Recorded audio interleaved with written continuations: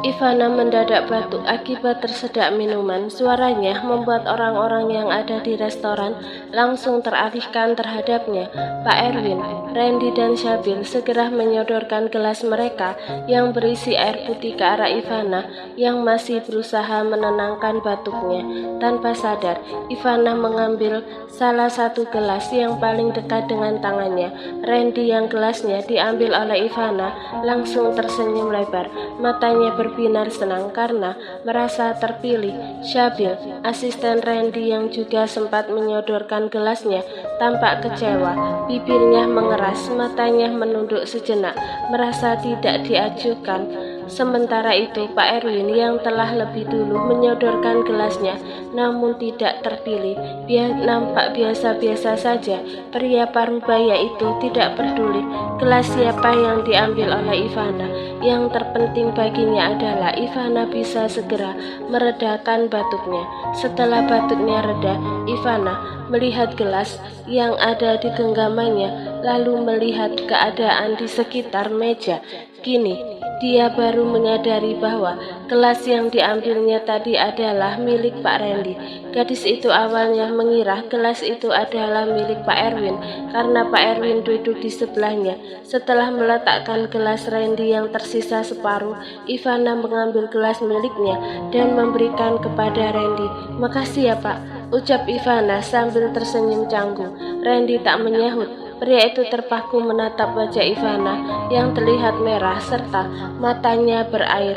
Ingin rasanya dia mengambil tisu dan mengelap wajah gadis cantik yang duduk di seberangnya, tetapi dia merasa sungkan. Ivana mengambil 2 lembar tisu untuk mengelap bagian mata, hidung, dan mulut. "Maaf, gara-gara saya makan siang kita jadi terjeda," ucap Ivana merasa tidak enak karena tak satu orang pun menyentuh makanan. "Tidak apa-apa Ivana, ayo kita makan," ucap Pak Erwin. Di meja makan, suasana hening menyelimuti keempatnya. Tak ada percakapan yang terjalin di antara mereka. Pak Erwin dan Ivana tampak fokus mengunyah makanan di piring masing-masing. Sebaliknya, Randy dan Syabil menyantap makanannya, tapi sesekali mata kedua pria itu kerap kali mencuri-curi pandang ke arah Ivana. Selesai menyantap makanan, Syabil memberanikan diri untuk meminta nomor ponsel Ivana dengan dalih urusan pekerjaan. Randy memperhatikan Ivana. Pria itu hanya ingin tahu Ivana akan memberikan nomor ponsel yang mana. Ternyata Ivana menyuruh Syabil menyebutkan nomor ponsel, lalu dia melakukan panggilan masuk ke nomor Syabil. Cara Ivana itu mengingatkan Randy pada saat dia meminta nomor gadis itu di acara ulang tahun Alea. Ada perasaan lega di hati Randy karena Ivana tidak memberikan nomor ponsel pribadi. Itu artinya asistennya tidak dianggap seorang yang spesial oleh gadis itu. Awalnya tadi Randy takut kalau perlakuan Ivana berbeda dengan dirinya saat pertama kali meminta nomor ponsel. Syabil dengan penuh semangat menyimpan nomor ponsel Ivana dengan nama calon istri. Dalam hati pria itu berharap ini menjadi awal mula perjalanan cintanya dengan Ivana. Apalagi tadi dia mendengar Alea mengatakan bahwa Dara sebentar lagi akan menikah. Hal itu semakin memantapkan hati Syabil untuk semakin serius mempertimbangkan Ivana sebagai pasangan hidupnya. Pak Erwin memeriksa jam tangan yang melingkar di pergelangan tangannya. Tepat saat ini jarum jam menunjukkan pukul 2 siang. Dia menoleh ke arah Ivana yang duduk di sampingnya, lalu berkata, "Sudah pukul 2 Ivana, kita harus kembali ke kantor," ucapnya lembut. "Iya Pak." Ivana mengangguk, lalu memasukkan ponsel ke dalam tasnya. "Mohon izin Pak Randy, Pak Syabil, kami ingin kembali ke kantor sekarang," lanjut Pak Erwin sambil berdiri dan mengulurkan tangan untuk berjabat tangan. Randy yang masih terhanyut dalam suasana hangat makan siang tersenyum lebar dan bangkit menyambut uluran tangan itu, menahan hati yang ingin meminta mereka lebih lama lagi berada di sini. Ivana hanya menganggukkan kedua telapak tangannya saja sambil tersenyum pada kedua pria yang ada di seberangnya. Iya Pak, saya juga berterima kasih karena Bapak dan Mbak Ivana bersedia meluangkan waktunya untuk menemani kami makan siang di restoran ini, sahut Randy. Pria itu pun mengiringi langkah Ivana dan Pak Erwin keluar dari restoran. Sementara itu, Syabir sedikit tergesa-gesa menuju meja kasir untuk menyelesaikan urusan pembayaran mewakili Randy. Baru saja Ivana menempatkan ponsel di atas meja kantor, sebuah getaran notifikasi langsung terasa. Layar ponsel menunjukkan nama Pak Sabil tepat di atas preview pesan baru. Dengan dahi berkerut, Ivana membuka pesannya. Mbak Ivana, terima kasih ya. Tadi kamu membantu mengoreksi hasil pekerjaan proyek bangunan gedung. Andai saja kamu tidak memberitahukan itu, pasti gedung itu tidak akan bisa berdiri dengan kokoh. Syabir bingung ingin memulai komunikasi dengan Ivana seperti apa.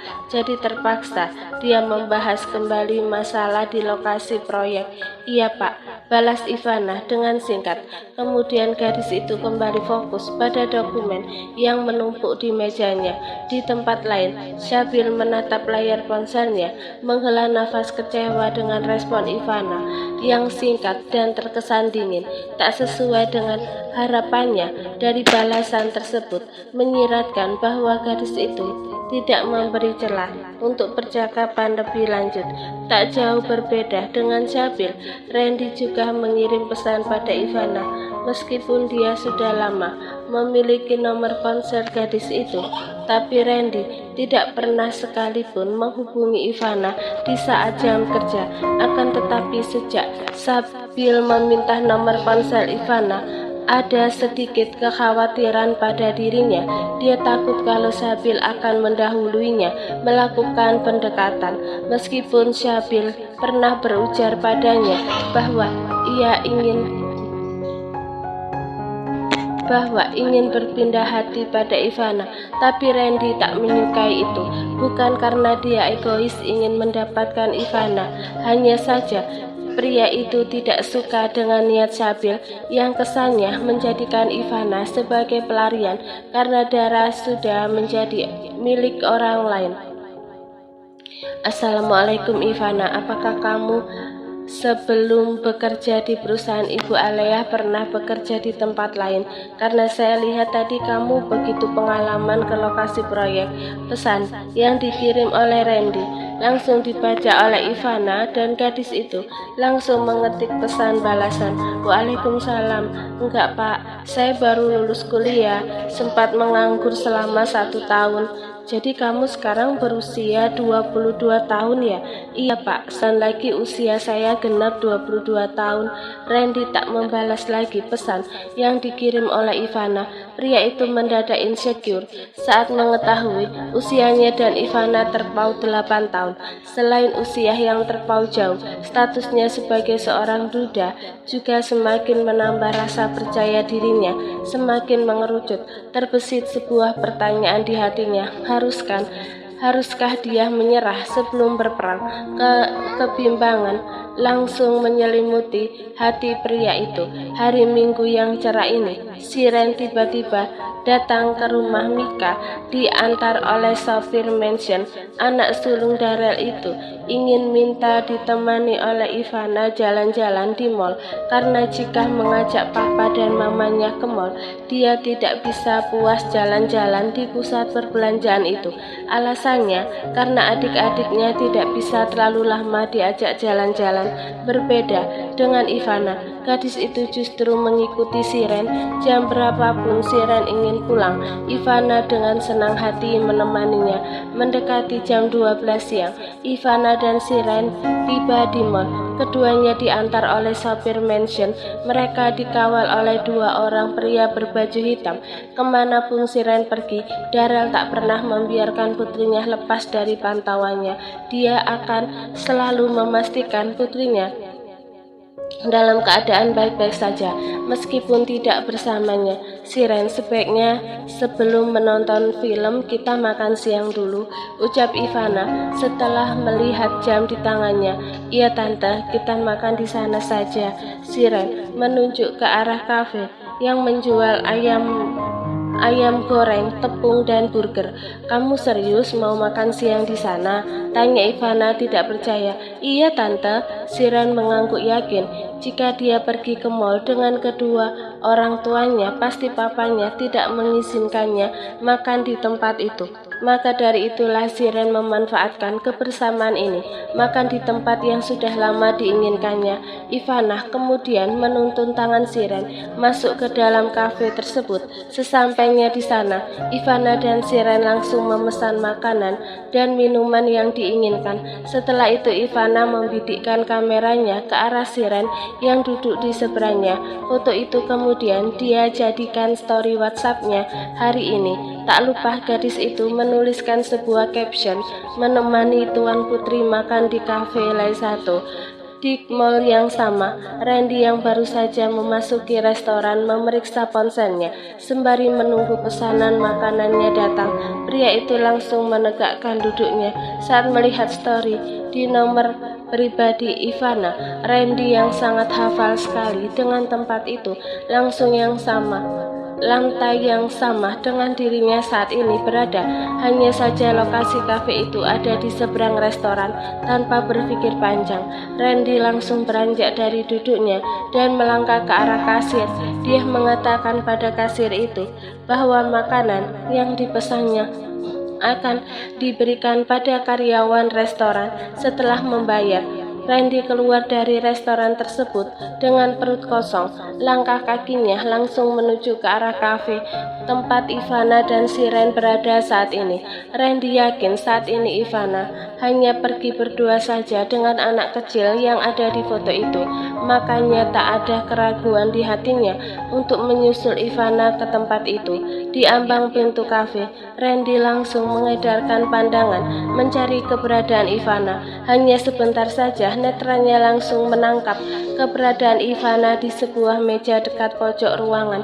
Dengan langkah kakinya yang jenjang membawa pria itu sekejap saja ke tempat meja Ivana. Apa saya boleh ikut duduk di sini? Menjelang jam makan siang, kafe saat ini sedang ramai oleh pengunjung mal. Setiap meja hampir terisi penuh dengan kelompok orang-orang yang sibuk berbincang dan asyik dengan ponsel mereka masing-masing, termasuk juga Ivana. Mendengar ada pria yang berbicara di dekatnya, Ivana langsung mengalihkan pandangannya pada sosok pria yang berdiri mematung di samping kursi kosong di sebelahnya. Gadis itu terkejut karena tiba-tiba saja Randy ada di kafe yang sama dengannya. Pak Randy, gumam Ivana dengan alis terangkat. Keterkejutan tergambar jelas di wajah cantiknya. Dia melihat sekelilingnya, bingung dan bertanya-tanya dalam hati atas kehadiran pria itu di kafe ini. Pasalnya tempat makan seperti ini kebanyakan disukai oleh anak kecil dan anak remaja saja.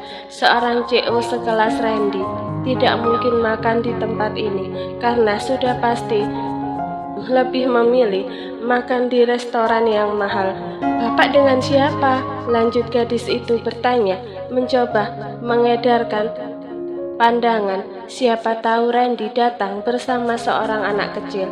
Saya hanya sendirian. Kebetulan Sabil sedang ada acara keluarga, jadi tidak bisa menemani saya menghabiskan weekend hari ini, jawab Randy sambil tersenyum. Apa saya boleh duduk bergabung di sini? Tanya Randy lagi, karena dari tadi Ivana belum menjawab pertanyaannya. Iya Pak, silahkan, ucap Ivana memberikan isyarat untuk Randy duduk.